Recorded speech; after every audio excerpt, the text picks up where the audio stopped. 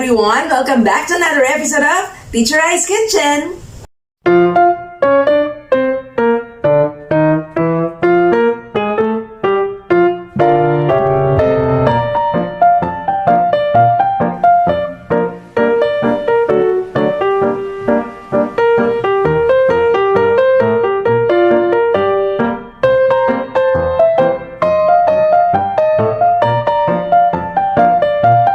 Episode of Teacher I's Kitchen, I will not demonstrate a dish or a recipe, but I will teach you how to clean fish. You got it right. I will teach you how to clean fish. Well, the question here is, Teacher I, do we really have to learn how to do this if they do this in the groceries or in the wet markets? Answer: of course. You know why? Well, it's because even if they do that in the groceries and wet markets for you, because of the many fishes that they clean, they are not able to clean everything well. And therefore, you should be able to clean it again at home. At least, rinse everything that is left in that fish that has been cleaned.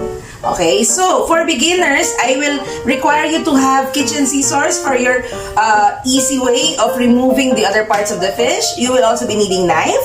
Of course, a chopping board for raw ingredients like fish. And then the fish. That's what we will need. So, let's go to the procedure. Let's get started. Let's start with the first step. So, you'll get the fish. Yes, this is fish. In this part, we have to first remove the fins. So, these are the fins.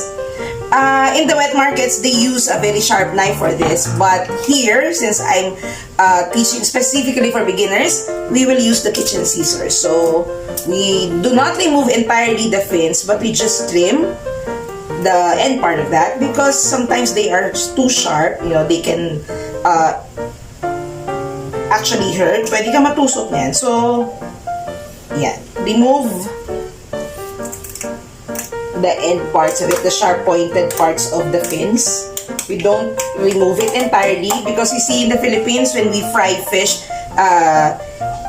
in crispy fried form, we also eat this. So, we don't remove it entirely.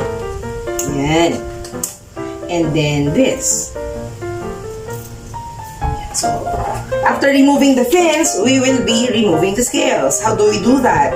So, how do we hold the fish? We hold it at the head part gently, and then we use the knife, hold it properly like this, and then just move the knife upwards from the tail to the head.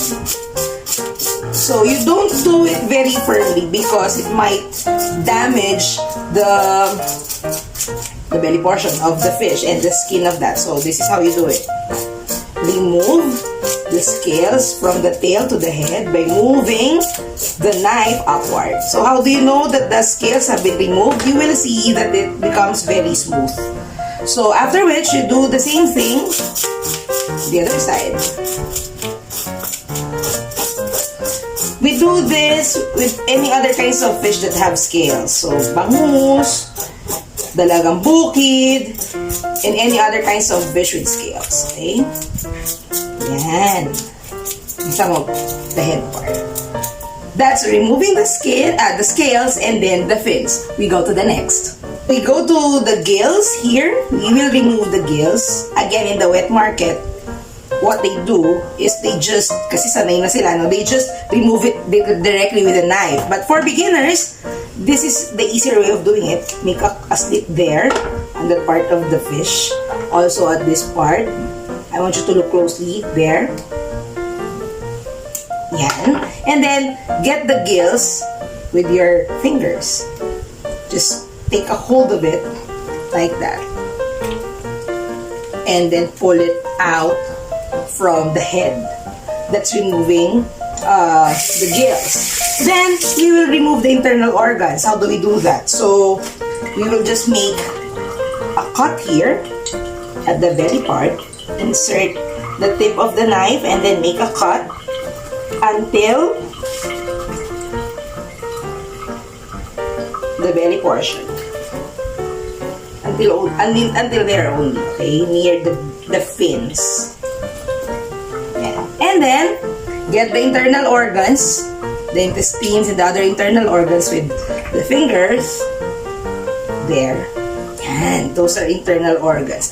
Just be very careful in removing it because the bladder, the green part of that, which they call abdo, no, in Tagalog, if that pops out, it becomes bitter. I mean, the taste of the fish becomes bitter. So we have to be careful about it.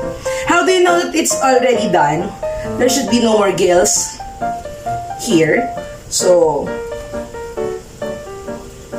make sure that you have removed everything.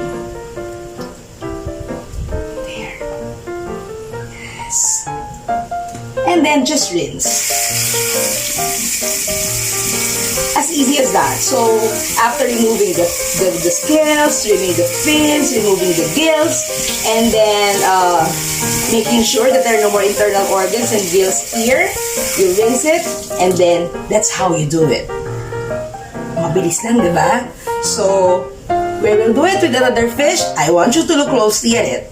That's the first fish. We go to the second fish. I want you to look closely.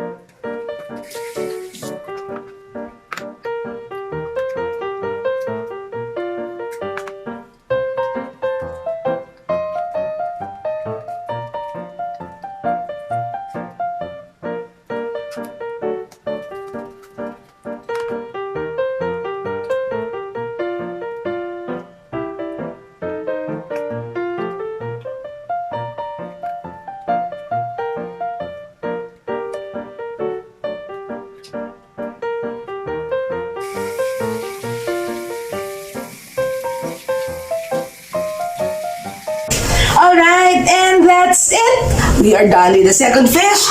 We are done with 2 pieces of tilapia, and that's how easy it is. I hope you were able to follow the instructions and the steps on how we do cleaning of the fish. So, just a recap, we have to trim the fins, and then we remove the scales by using the knife. We use this part. It's easier when you use the end part of the knife and removing the scales. And then we remove the gills, and then we remove the internal organs by making a cut at the belly portion, but not entirely until here.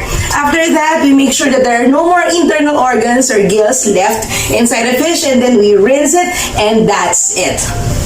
I hope that you learned something different or something useful from the video that I shared with you today. And those teachers who are teaching PLE and home economics, you might want to request some topics or skills that you need for your lessons. Please type your suggestions or comments below. And if you like this video, I want you to, and I will request you to share this to everyone that you know. And of course, if you have not yet subscribed in my YouTube channel, please subscribe and hit that notification bell for more videos and updates. Once again, this is Miss Pakle for Teacher I's Kitchen. I'll see you again in our next videos. Thank you for watching.